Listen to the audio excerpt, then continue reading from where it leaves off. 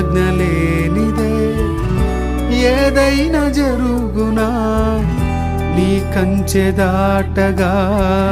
శత్రువుకు సాధ్యమా మా దేవా నీవే మా తోడుంటే అంతే చాలు